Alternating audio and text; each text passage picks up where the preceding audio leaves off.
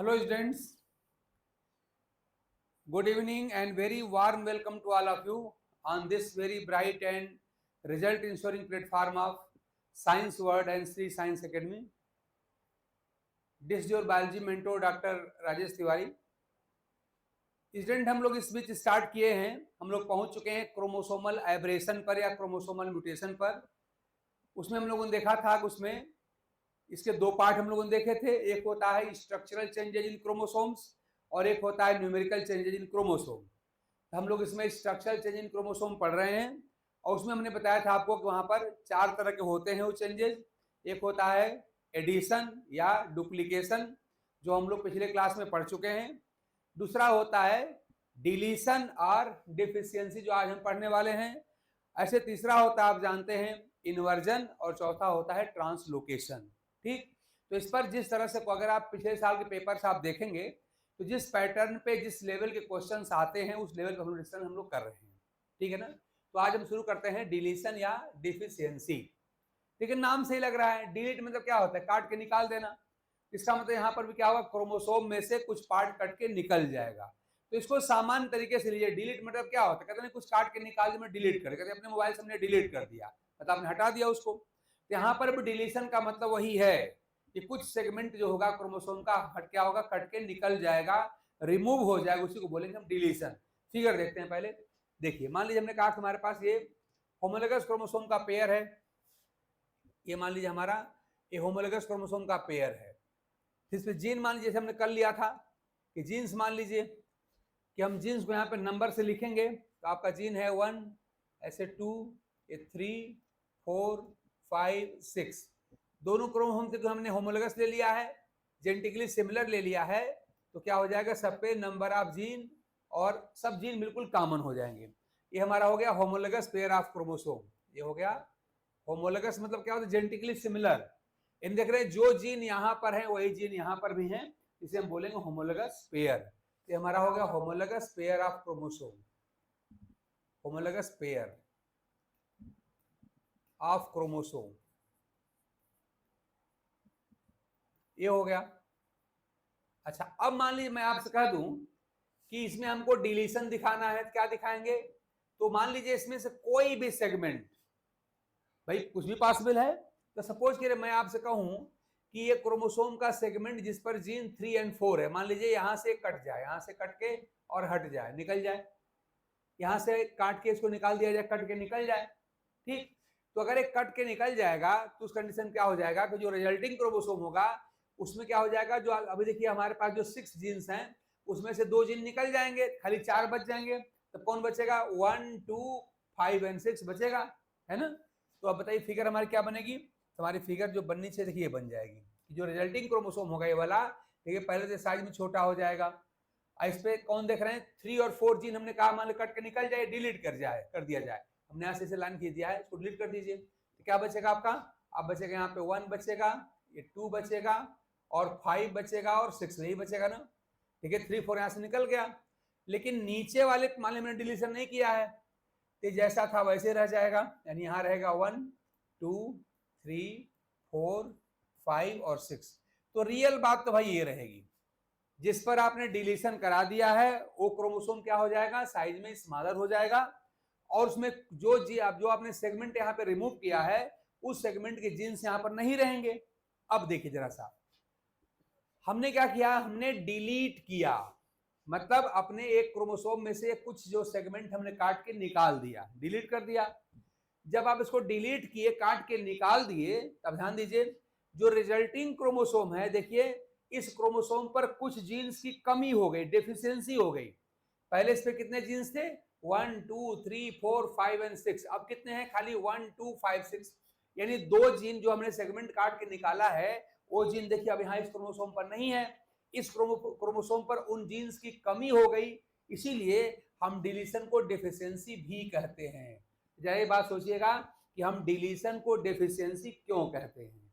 तो आप देख रहे हैं अगर हम कोई सेगमेंट काट के निकालेंगे तो इस सेगमेंट पर जो भी यहाँ पे जीन रहेगा उसकी यहाँ पे रिजल्टिंग क्रोमोसोम पे कमी हो जाएगी, उसकी डेफिशिएंसी आ जाएगी, और इसीलिए हम डिलीशन को डेफिशिएंसी ही कहते हैं. ठीक, अच्छा अब एक बात है, मैंने आपको पिछले बताया था कि अगर पेयर के दोनों क्रोमोसोम में से खाली एक क्रोमोसोम पे कोई इवेंट अगर होती है, इसे हम क्या बोलेंगे, इवेंट का नाम लिखेंगे, आगे लिखेंगे हेटेरोजाइगोट। इसका मतलब ये हुआ कि हमारी इवेंट यहाँ पे डिलीशन है ना, तो मैं इस फिगर को क्या लिख सकता हूं, तो हमारी ये फिगर क्या है, ये है हमारी डिलीशन हेटेरोजाइगोट की फिगर है, डिलीशन हेटेरोजाइगोट, ये डिलीशन हेटेरोजाइगोट है। ठीक, अच्छा मान लीजिए यही जो आपने डिलीशन यहाँ पे कराया था एक क्रोमोसोम पे, यही आपने दोनों पे करा दिया होता, तब ये कहलाता डिलीशन होमोजाइगोट। यानी जो हम लोग 4 इवेंट पढ़ रहे हैं, कौन कौन, एडिशन, डिलीशन, इन्वर्जन और ट्रांसलोकेशन, ये 4 पढ़ रहे हैं हम लोग।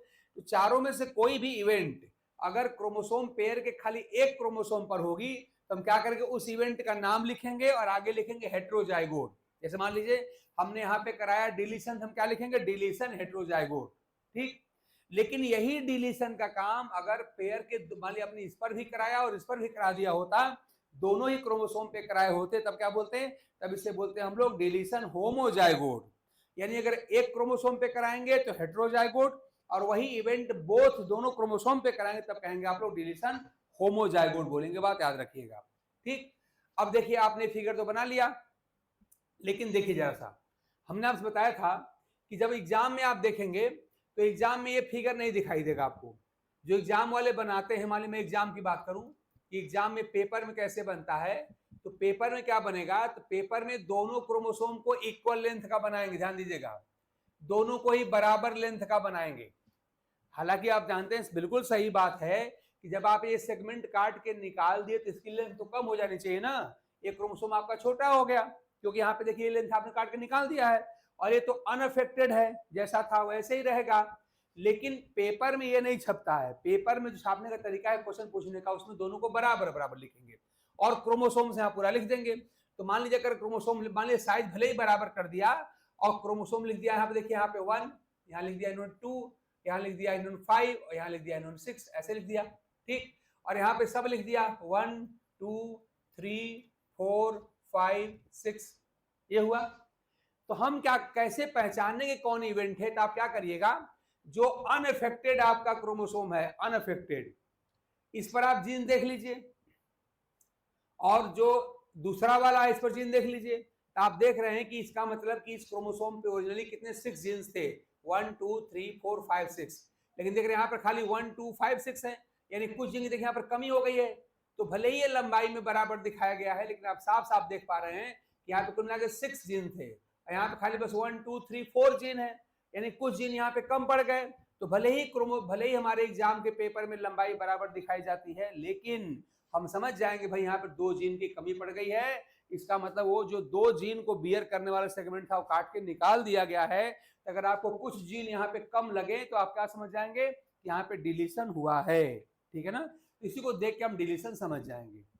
ठीक, तो पेपर में अपना देखिए ऐसे ही हमारा क्वेश्चन वाला फिगर छपता है। अच्छा, अब आ जाइए यहाँ पर, अब इसको हटा के मान लीजिए हम बात करें, हम इसी की बात कर रहे हैं, तो ये फिगर भी गलत है, हमने कल बताया था आपको, ये फिगर भी गलत है। क्या गलत है भाई, तो आप जानते हैं क्रोमोसोम के भी जो पेयरिंग होती है, तो जेनेटिकली सिमिलर क्रोमोसोम ना पेयर करते हैं। तो देखिए जैसे यहाँ पे 1 2 और यहाँ भी 1 2 पेयर करना चाहिए, देखिए 1 2 1 2 पेयर करेगा, लेकिन यहाँ 5 से 3 पेयर कर रहा है, 6 से 4 पेयर कर रहा है, तो क्या आपको लग रहा है कि होमोलोगस है? भाई जिस सेगमेंट पर जीन 5 और 6 हैं और जिस सेगमेंट पे जीन 3 और 4 हैं, तो जब जेनेटिकली डिफरेंट होगा तो क्या है, पेयरिंग होगी? यहाँ पेयरिंग नहीं होगी, यानी ये फिगर एक्चुअली क्या है, रॉन्ग है, ये फिगर सही नहीं है। तो असल में सही फिगर कैसे बनेगी, तो हमने आपको बताया था कि लूप बना के सेल क्या करती है कि जो हेटेरोलॉजी है उसको रिमूव करती है और होमोलोगस पार्ट को आमने सामने कर देती है। याद करिए हमने आपको कल बताया था कि जब हमने एडिशन पढ़ाया था आपको, तो वहां दिखाया था कि एडिशन में जिसमें इवेंट होती है, जिसमें एडिशन हुआ था, उसी में लूप बना था। लेकिन आज देखिए कि हमने आपको कल हिंट भी किया थोड़ा, यहां देख लीजिए आज कि आज क्या है कि जिसमें डिफिशियंसी हुई है, जैसे जिसमें डिलीशन हुआ है, इसमें नहीं लूप बनेगा, जो नॉर्मल वाला आपका क्रोमोसोम है यहां पर लूप बनेगा, ध्यान दीजिएगा। तो एडिशन और डिलीशन के लूप फॉर्मेशन में डिफरेंस होता है कि जब हम एडिशन पढ़े थे पिछले क्लास में, तो याद करिएगा, आपको फिगर याद होगी कि जिसमें एडिशन हुआ था, जो अफेक्टेड क्रोमोसोम था, उसमें लूप बनता है।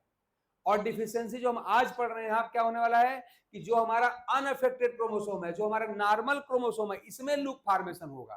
ठीक ना? अगर मैं देखिए फिगर अगर बनाऊंगा तो हमारी फिगर देखिए यहाँ से ऐसे बनेगी। यानी फिगर तो ध्यान दीजिए पेपर के लिए है, हमने कहा एग्जाम के लिए फिगर है। कैसे आप पहचान लेंगे तो आपने पहचान लिया होगा, इसमें कोई कमी नहीं होनी चाहिए अब आपको, क्योंकि देखिए यहाँ पे 6 जीन है, यहाँ पे खाली 4 जीन है, मतलब 2 जीन यहाँ पर कम है।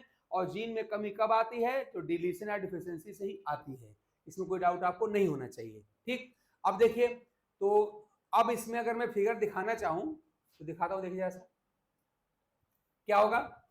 देखिए 1 2 यहां पर है ना, 1 2, तो यानी कि जो आपका क्रोमोसोम जो एबनॉर्मल हो गया है, जिसमें डिलीशन हो गया है, वो जैसा का तैसा रहेगा, इसमें कोई प्रॉब्लम, इसमें कोई चेंज नहीं होगा, तो आपका जैसा का तैसा रह जाएगा। यानी कि रहेगा आपका 1 2 5 एंड 6, ये हो जाएगा।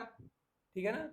अब देखिए जो आपका नॉर्मल वाला है, जिसमें डिलीशन नहीं हुआ है, इसी में देखिए कि जो अनकॉमन जीन है, देखिए आपका, देखिए यहाँ पे 1 2 5 6 यहाँ पर भी है, और देखिए 1 2, अगर 3 4 को छोड़ दिया जाए तो 5 6 यहाँ पर भी है।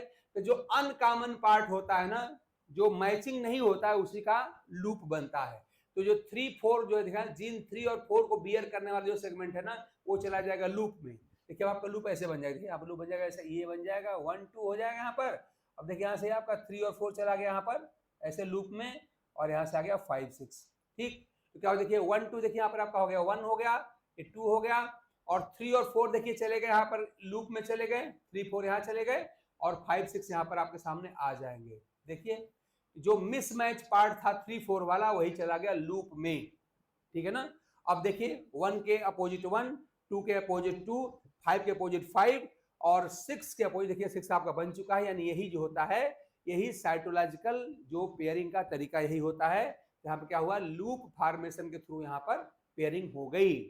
हाँ, यही बात जरा समझना है कि लूप फॉर्मेशन तो भाई एडिशन में भी पढ़ा था, और लूप फॉर्मेशन तो हम डिलीशन में भी पढ़े, तो फिर दोनों में अंतर क्या है, ध्यान दीजिएगा, दोनों में डिफरेंस क्या है, हम लोग को जानना जरूरी है।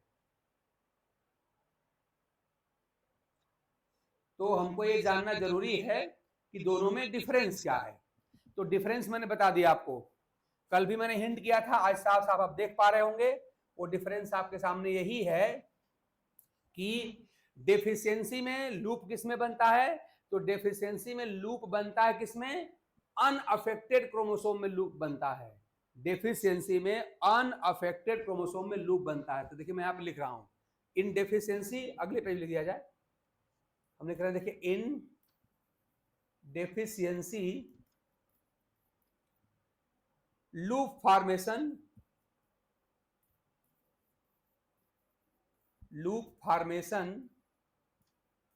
टू इंश्योर, ये लूप का क्यों बनता है भाई, टू इंश्योर पेयरिंग, पेयरिंग को इंश्योर करने के लूप बनता है। पेयरिंग इज फॉर्म्ड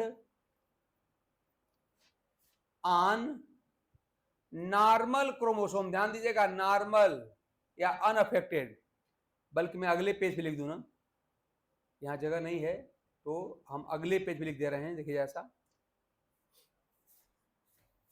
देखिए नोट करके इस बात को आप लिख लीजिएगा, क्योंकि ये इंपॉर्टेंट है क्वेश्चन के लिए।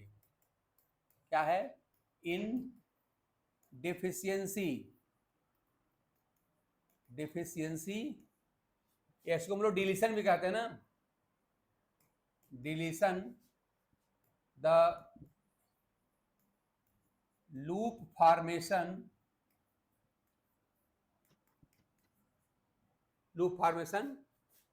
to ensure the pairing between homologous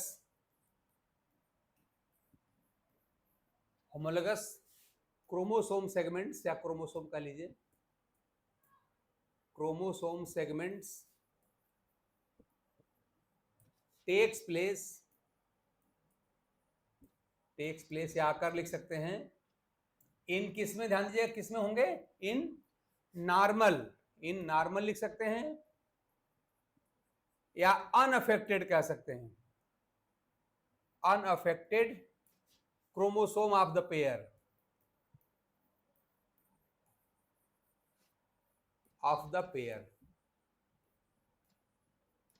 ये बात याद रखिएगा, है ना।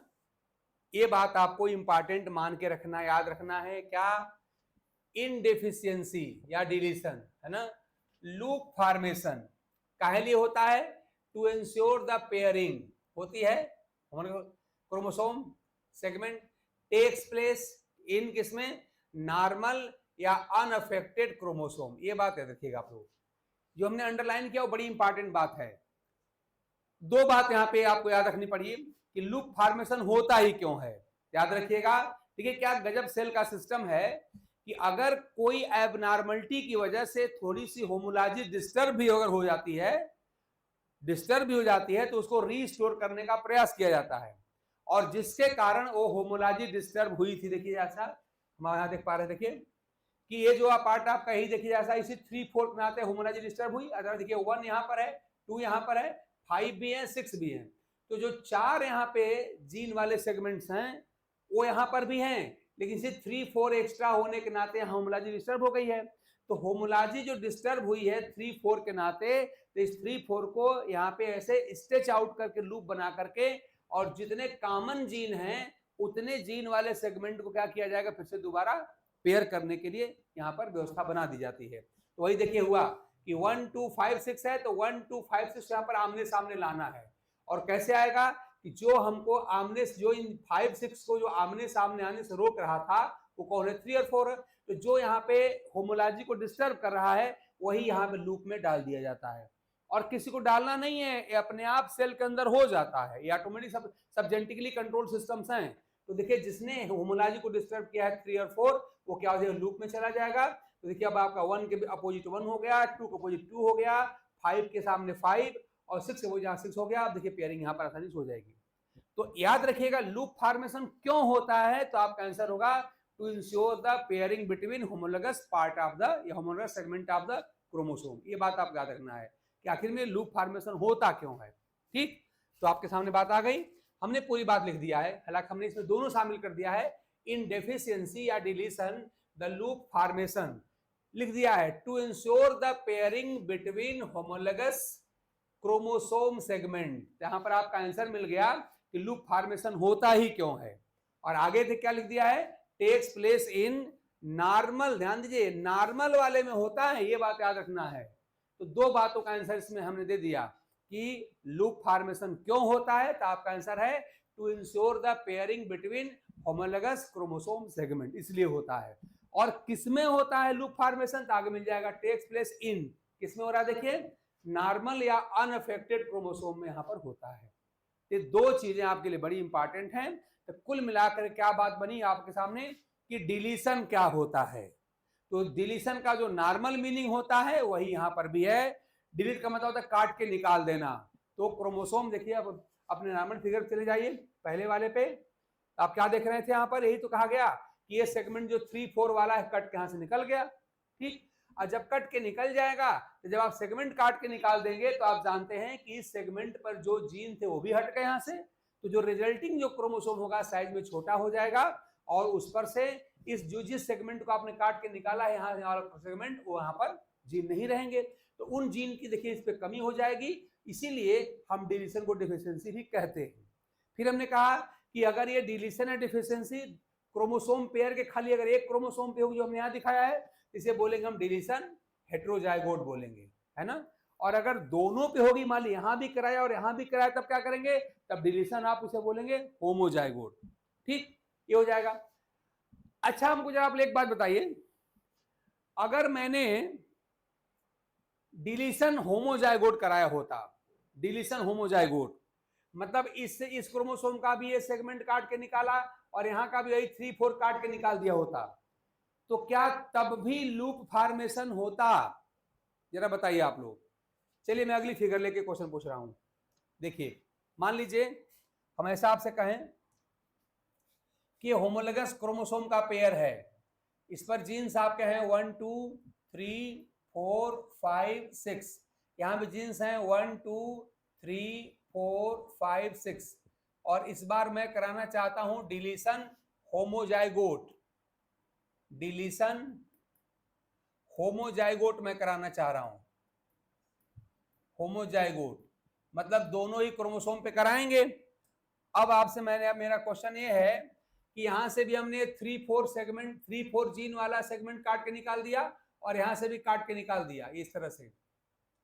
तो अब आप लोग जरा हमको बताइए कि अब जो रिजल्टिंग क्रोमोसोम होगा अब, ठीक, क्या उसमें पेयरिंग को इंश्योर करने के लिए लूप फॉर्मेशन होगा कि नहीं होगा, ये बताना है आप लोगों को। बताइए भाई, जो लोग भी देख रहे होंगे इस समय वो बताएं, और जो लोग लेक्चर बाद में देखते हैं, रिकॉर्डिंग देखते हैं, वो लोग भी जरा सा रुक के सोचिएगा मेरे क्वेश्चन पे। मेरा क्वेश्चन क्या है, अगर मैं वही डिलीशन दोनों ही क्रोमोसोम पे करा दूं, पेयर ये दोनों क्रोमोसोम पे करा दूं, इसे क्या कहा जाएगा, इसे कहा जाएगा डिलीशन होमोजाइगोट। तो डिलीशन होमोजाइगोट के बाद जो क्रोमोसोम रिजल्टिंग क्रोमोसोम पेयर होगा उसमें आपको बताना है कि यहाँ पे पेयरिंग को इंश्योर करने के लिए लूप फॉर्मेशन होगा अथवा नहीं होगा।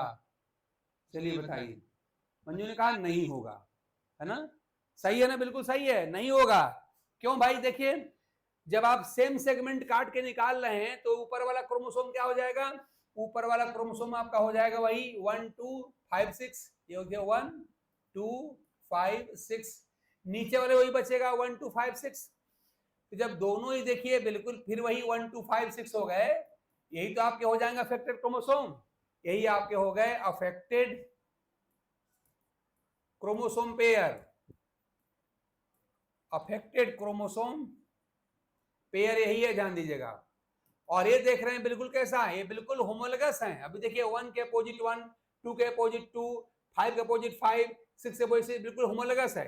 एंड अभी भी क्या है, स्टिल अभी भी ये सब क्या है, स्टिल होमोलोगस, अभी भी होमोलोगस हैं। और जब ये होमोलोगस हैं तो भाई अब पेयरिंग से कौन रोकेगा, यानी पेयरिंग अब यहाँ पे होगी, बिल्कुल नॉर्मल फिगर है। तो आप देख रहे हैं कहीं पर भी होमोलॉजी को डिस्टर्ब करने वाला पार्ट कुछ नहीं है।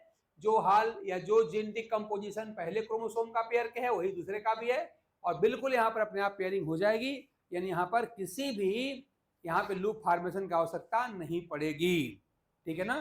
तो इस तरह से मान लीजिए कि क्वेश्चन कुछ भी पूछे तो आप अगर ये बात समझे हैं तो बता सकते हैं कि भाई लूप फॉर्मेशन होगा कि नहीं होगा, होगा तो किस में होगा, नॉर्मल वाले में होगा कि अनअफेक्टेड वाले में होगा कि अब नॉर्मल वाले, सब में बता सकते हैं आप लोग। चाहे एडिशन की बात करें चाहे डिलीशन की बात करें, कुछ भी कहें, मतलब हमें अगर कॉन्सेप्ट अगर हमारा क्लियर है कि भाई होमोलॉजी मेंटेन करने में क्या आवश्यक है, क्या करें ताकि सिमिलर जेनेटिकली सिमिलर क्रोमोसोम पास पास आ जाएं, तो जिसके नाते डिस्टरबेंस क्रिएट होता है उसी को लूप में निकाला जाता है, ठीक है ना। तो एडिशन में ध्यान दीजिएगा, एडिशन में जो पार्ट आप ऐड करते हैं उसी के नाते क्या होती है, वो हेट्रोलॉजी आती है। इसीलिए एडिशन में याद रखिएगा, मैं एडिशन की बात कर रहा हूं, इस समय मैं पढ़ रहा हूं डुप्लीकेट डिफिशियंसी, लेकिन बात इस समय मैं कर रहा हूं आपसे एडिशन की। एडिशन में लूप कहां बनता है, एडिशन में लूप हमेशा बनता है अफेक्टेड क्रोमोसोम पर बनता है, यानी जिस क्रोमोसोम पर एडिशन होता है उसमें लूप बनता है। लेकिन डेफिशिएंसी में भी हमने देखा कहां लूप बना है, देखिए जैसा डेफिशिएंसी में लूप कहां बन रहा है, जो आपका नॉर्मल वाला क्रोमोसोम है उसमें लूप बनता है। ये बहुत बड़ा डिफरेंस है, मैं पूरी बात आपको लिख के बता चुका हूं, ठीक ना। मैं फिर रिपीट करूं, एडिशन में कहां बनता है, एडिशन में जो क्रोमोसोम जिस क्रोमोसोम पर एडिशन होगा उसमें लूप बनता है, और डेफिशिएंसी में कहां बनता है, जो नॉर्मल वाला है जो अनअफेक्टेड है उस पर लूप बनता है। ये दोनों बहुत बड़ा डिफरेंस है, इस बात को आप ढंग से समझे रहिएगा। तो इस तरह से डिलीशन या डेफिशिएंसी को हमने बताया। अगर हमको लिखना हो डिफिनेशन क्या लिखेंगे, तो डिलीशन या डेफिशिएंसी अब तो लिख ही सकते आप ना, कोई प्रॉब्लम नहीं है। इसमें क्या होता है डिलीशन या डेफिशिएंसी, तो इसमें क्या होता है, इसमें होता है इट इन्वॉल्व्स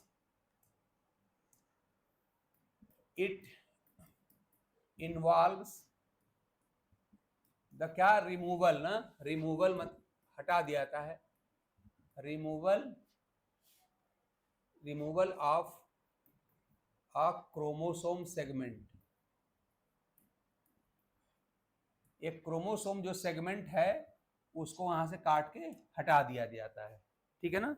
इसका परिणाम क्या होता है, इसका रिजल्ट ये होता है as a result of it, इसका परिणाम क्या होता है, द अफेक्टेड, यानी जिसमें हुआ था, अफेक्टेड जो क्रोमोसोम है, अफेक्टेड क्रोमोसोम becomes डेफिशिएंट, कुछ जीन की कमी हो जाएगी, डेफिशिएंट फॉर सर्टेन जीन्स, भाई जो जीन उस क्रोमोसोम पार्ट पर रहेंगे उसकी कमी पड़ जाएगी, certain genes, that is why, यही कारण है, दैट इज वाई, इसीलिए डिलीशन को डिफिशियंसी भी कहते हैं ना, why deletion is also said या कॉल्ड कह दीजिए, सेड या कॉल्ड या रेफर्ड कर सकते हैं, कॉल्ड एज डेफिशिएंसी। और ये बात आप मत भूलिएगा कि अगर कोई भी इवेंट हो, चाहे एडिशन हो, चाहे डिलीशन हो, चाहे आगे जो हम लोग पढ़ने वाले हैं इन्वर्जन और ट्रांसलोकेशन, अगर क्रोमोसोम के दोनों सेगमेंट पर होती है, या पेयर के दोनों क्रोमोसोम पर होती है, पेयर के दोनों क्रोमोसोम पर, तब क्या बोलेंगे उसको, हम बोलेंगे जो भी इवेंट होगा उस इवेंट का नाम और क्या कहते हैं, होमोजाइगोट, है ना। और लेकिन अगर दोनों जो पेयर के दोनों क्रोमोसोम हैं, अगर उसमें से खाली एक ही पर कोई इवेंट होगी, एक पर नहीं होगी, तो उसे क्या बोलेंगे, उस घटना का नाम बोलेंगे, उस इवेंट का नाम बोलेंगे, और आगे बोलेंगे हेटेरोजाइगोट। तो अगर पेयर के एक क्रोमोसोम पर कोई इवेंट हुई तो इवेंट का नाम और आगे हेटेरोजाइगोट, और अगर दोनों क्रोमोसोम अफेक्टेड तब क्या बोलेंगे, उस इवेंट का नाम और होमोजाइगोट। ये बात आप नहीं भूलेंगे, ठीक है ना। अच्छा, अब देखिए जैसा किसी बुक को अगर आप पढ़ेंगे ना, इसके बारे में बहुत ढेर सारी इंफॉर्मेशन लिखी मिलेगी आपको, तो उसके लिए प्रॉब्लम क्या है कि बड़ी समस्या होती है कि अब कितना पढ़ा जाए, ठीक है ना। अब क्या करें, समझ जाए, अभी दुनिया भर का एग्जाम्पल आपको बताया जाए, किस प्लांट में डिफिशियंसी का ये रिजल्ट है, इस एनिमल में रिजल्ट है, दुनिया भर का लोगों ने भर के रखा है मैटर। अरे भाई, इसका सबसे आसान तरीका ध्यान दीजिएगा, मेरी बात ये है, मेरा स्टैंड बल्कि के लिए ये है कि किसी भी विषय में जितना हम पढ़ें विद्वान बनते जाएंगे और उसकी कोई लिमिट नहीं है, लेकिन आप ध्यान दीजिएगा यहाँ पर थोड़ा सा सेलेक्टिव एंड प्रोफेशनल होना पड़ेगा। और वो बात यह है कि आप पिछले वर्षों के पेपर जरा पलट के देख लीजिए कि जो हम लोग स्ट्रक्चरल चेंजेज इन क्रोमोसोम पढ़ते हैं या जो हमारे सिलेबस में है, उस पर कैसे कैसे क्वेश्चंस आए हैं। क्या आपको रिसर्च करने का ही उचित टाइम है, कहीं बैठ के रिसर्च कर लिया जाए? अरे भैया, पहले सिलेक्शन पा जाओ, पहले अपना करियर स्टैब्लिश कर लो, अपनी फाउंडेशन जम जाए, उसके बाद जितना चाहे पढ़ो, पूरी उम्र पढ़ने के लिए आपके पास बची हुई है। आपके पास पैसे आएंगे, खूब अच्छी अच्छी बुक्स खरीदिएगा, उस बुक्स को खूब ढेर सारा पढ़िए, कोई कमी नहीं है, पढ़ते जाइए पूरी जिंदगी। भाई पढ़ते रहें, क्या अच्छी बात है, पढ़ना तो बहुत अच्छी बात है, लेकिन इस समय नहीं भाई, इस समय तो हमको बहुत सेलेक्टिव होना पड़ेगा। हमारे प्रीवियस ईयर के पेपर, हाँ एक बात मैं जरूर कहूंगा कि आप टीजीटी पीजीटी के साथ साथ जो आपका ये यूपीपीएससी एग्जाम लेता है, एलटी जीआईसी का और प्रवक्ता जीआईसी वाला, उसके पेपर भी आप देखिए, है ना। और दोनों को मिला करके आप ये पता कर लीजिए कि हमको इस टॉपिक में कितना पढ़ना चाहिए। तो मैं आपको थोड़ा सा आगाह इसलिए कर रहा हूं कि अगर आप इस पर दुनिया भर का, आप जानते हैं आज तो पूरा आप जानते हैं, पूरा आप गूगल पे जो सर्च करेंगे मिल ही जाएगा, दुनिया भर का मैटर मिलेगा, कोई बुक उठाएंगे दुनिया भर का मैटर मिलेगा, पीडीएफ भरी पड़ी है। अरे भैया, वो तो रिसर्च करना है अभी आपको, भाई हमारा तो ये स्पेशल टॉपिक, हम उतना उतना हम पढ़ाते चले जाए, कहीं तो हम पूरे 3-4 घंटे यही पढ़ाते रहे, हमारा तो स्पेशलाइजेशन इस पर है।